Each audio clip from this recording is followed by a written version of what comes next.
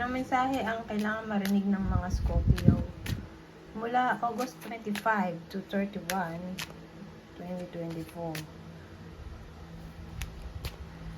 Pwedeng nangyayari na to o mangyayari pa lang.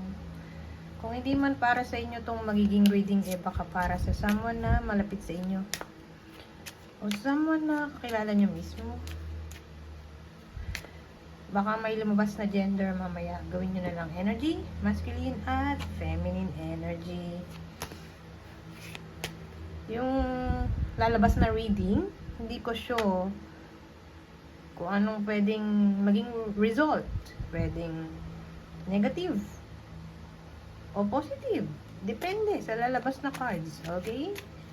Pero kung gusto nyo puro positive, doon na lang sa ibang reader na lang kayo manood o channel. Kasi random nga yung lalabas. Hindi ko masasabi kung ano. Dito purong positive. Hindi rin purong negative. So, iba-iba. Okay?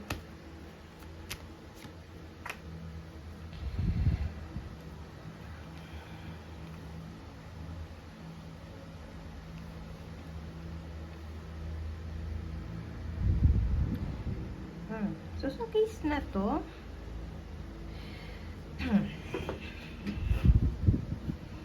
ano kaya to? Compromise? Ito mali to, ha? Malamang nakikita to sa video. Malinaw naman, no? Mali to. Itong nakasulat dito. Sa napansin ko, pareha sila ng meaning ng magician na baliktad. Nagkamali ng print. Kaya wag nyo nang pansinin. Okay?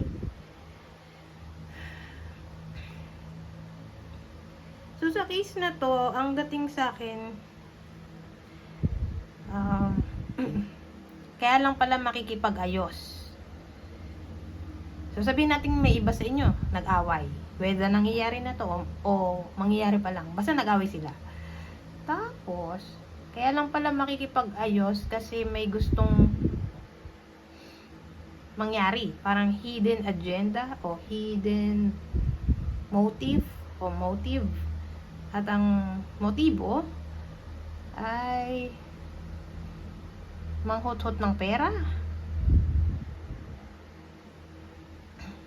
Diyan dating. Ano ba yan? Nakipag-ayos pa. Pero may masama palang motibo. Diba? Kaloka.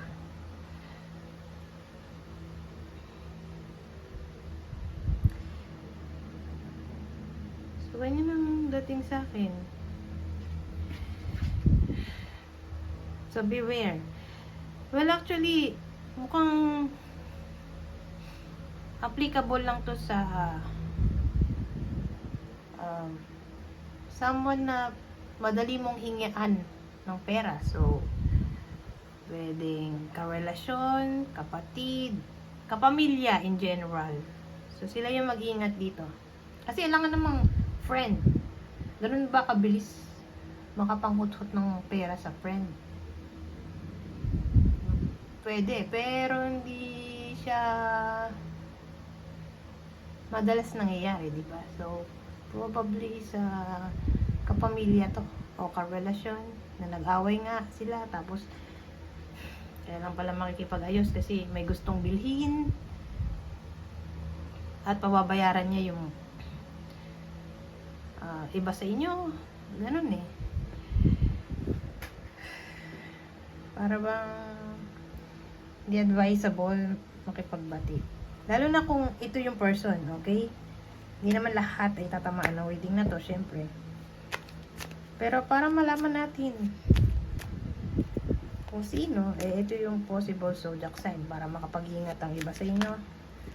Ito yung zodiac sign ng taong kinukwento ko. Gemini, Pisces. So, kung ito ang nakaaway ng iba sa inyo, karelasyon o kapamilya in general, may hidden agenda sila o motive. So, beware. beware sa week na to, okay? Sa week lang na to.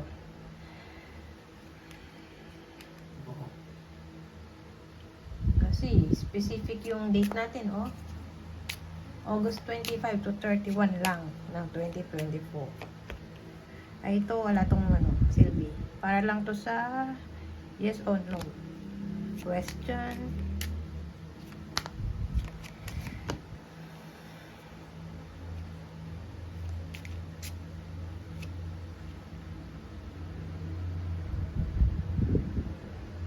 Diyos ko, ano ba to?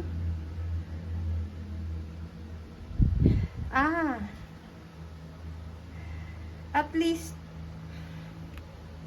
na-partneran naman na siya nito. So, ganito yung naisip ko. Either nangyayari na to o mangyayari pa lang. Kasi, may bad luck tayo dito, oh. Kung nangyayari na to, kung napansin ng iba sa inyo, parang panay-panay na lang ang kamalasan sa buong buhay nila. Ilang taon na, mababreak na yan.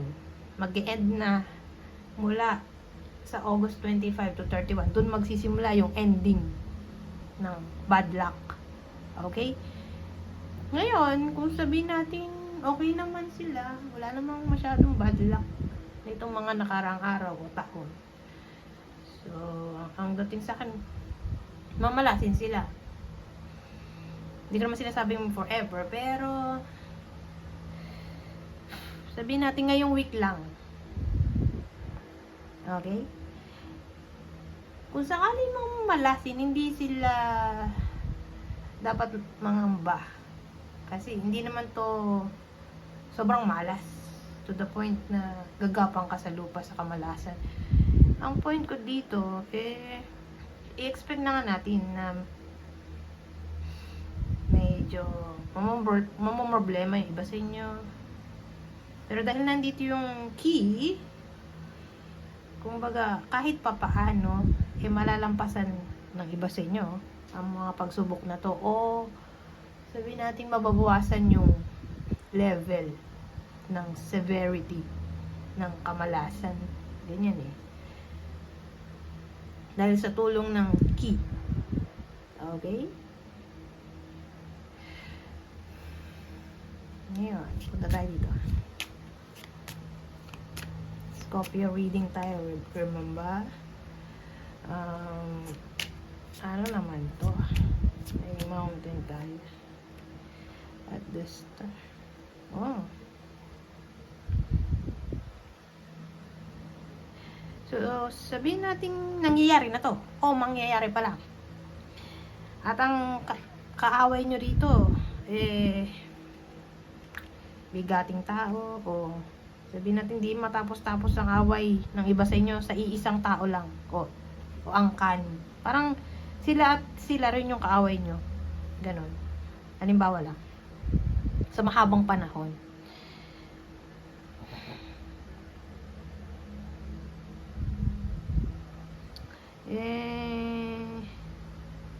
Ganun pa rin.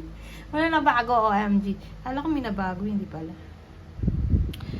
Wala ganun pa rin. Pero ngayong August lang naman. Kasi August 25 to 31 lang naman to.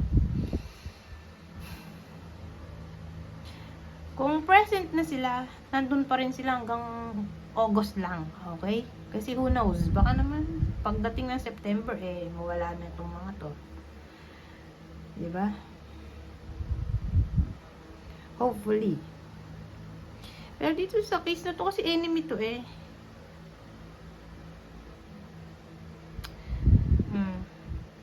mighty enemy pa nga, oh. Kasi ito, unlucky. So, sa tingin ko, problemado pa rin yung iba sa inyo. Sa mga kaaway nila. Nandun pa rin sila. Hanggang sa matapos ang buwan na to. Pero again, don't worry. Who knows, baka nga sa September, okay na. Mawala na sila. Pero ito naman hanggang August lang. Itong reading ko. Ngayon, punta tayo dito sa huling deck. Ano pong masasabi nito? Ayan. Muntik na tumalsik. Let go. Make room for the new beginning on its way to you now. So, ibig sabihin, may kailangang i-let go ang iba sa inyo. Someone na hindi nyo na kailangan sa buhay nyo. Someone or something o situation na toxic, let go na. Para may new beginning na mangyari. Go dyan. A lost loved one watches over you. So, para sa iba sa inyo, may nagbabantay daw sa kanila. Na guardian angel. Maganda siguro kung i-ano natin to. Describe natin, no? Para makilala nyo. Kasi mahirap naman alamin kung para sa inyo ba to o hindi, kung sino ba to o anong clue, diba? Para makilala nyo. Sino tong guardian angel? Anong iba sa inyo? Babae to eh.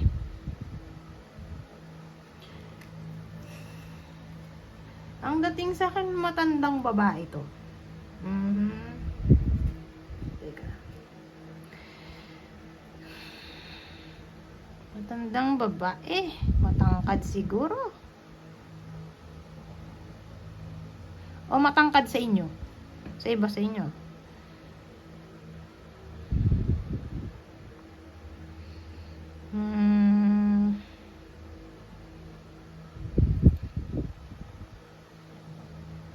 Pero hindi siya teka lang.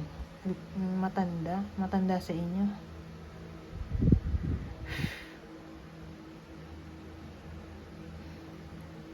Pero kasi ang edad nito naglalaro sa ano eh. Wala pang 50 years old.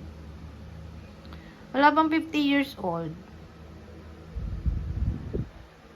Basta matanda sa iba sa inyo, wala pang 50 years old. Na deads na siya agad.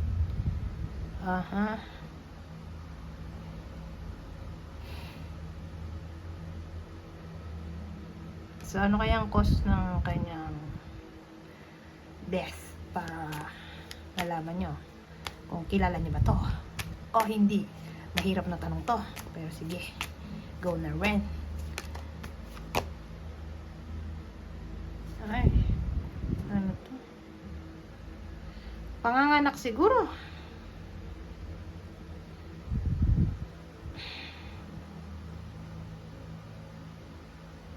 Parang reproductive system siguro. Pwede rin. Panganganak o reproductive system. So, sabihin natin ovarian o uterine cancer. Ganon. Parang reproductive system yung cause of death.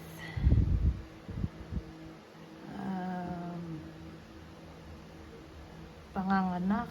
Ano pa ba? Ano bang maisip dito?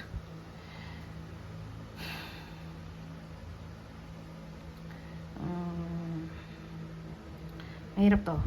Bigyan niyo ako ng panahon. Makapag-isip, OMG. O, sabihin natin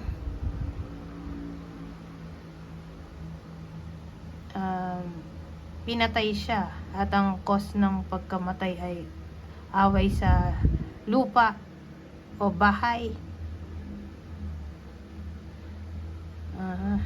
o business.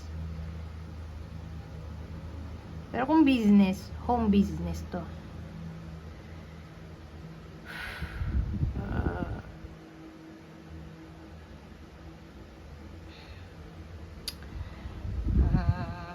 Ano maisip dito?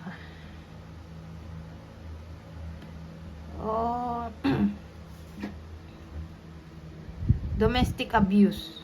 Pwede rin.